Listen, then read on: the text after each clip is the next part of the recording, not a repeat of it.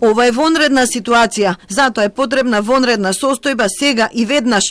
Со вакво објаснување владата побара за прв пат во историјата на државата да се примени оваа уставна категорија. Со тоа владата ќе добие можност брзо и ефикасно да реагира пред се на здравствен и на економски план. Воведување на оваа состојба не значи дека по автоматизам ќе се воведат рестрикциите на слободите и движењата на граѓаните. Доколку дојде до нови рестрикции и мерки, тие одлуки ќе се носат на дневно ниво. Како и до сега, зашто граѓаните редовно ќе ги информираме. Вонредната состојба само и дава можност на владата и се создаваат услови за брзо и ефикасно спроведување на мерките за превенција и заштита на здравствената состојба на граѓаните. Мерките што ќе ги носи владата не се утврдени однапред, туку ќе се носат во зависност од развојот на ситуацијата, најави Спасовски. Уверува дека има доволно резерви со храна и побара секој граѓанин да понесе одговорност за своето однесување.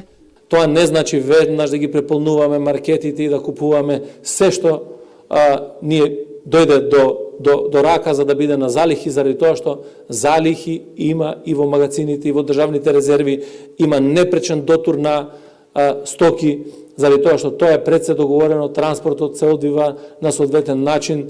Сето тоа ќе го обезбедуваме како држава. Апелирам само да сите се придржуваат кон она што ќе бидат мерки од страна на владата.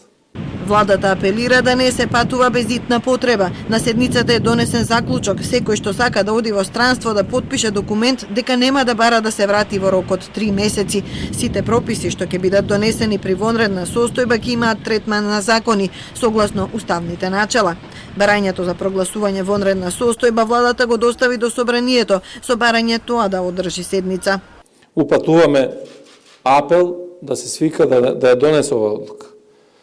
Собранието е распуштено, но постои уставна одредба дека председателот на Република Северна Македонија има овластување да прогласи вонредна состојба во трајање од 30 дена. Председателот на собранието Талат Џафери ни изјави дека нема да закаже седница. Според него собранието е распуштено и не може да заседава, па барањето од владата ќе го проследи до председателот Пендаровски. Според уставот, вонредна состојба се донесува со двотретинско мнозинство гласови од вкупниот број пратеници, но доколку собранието не може да се состане, одлуката ја донесува председателот. Одлуката има важност од 30 дена и според Џафери по потреба може да биде продолжена.